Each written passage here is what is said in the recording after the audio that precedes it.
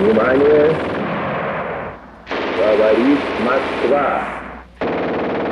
Говорит Москва! Заявление советского правительства. Граждане и гражданки Советского Союза.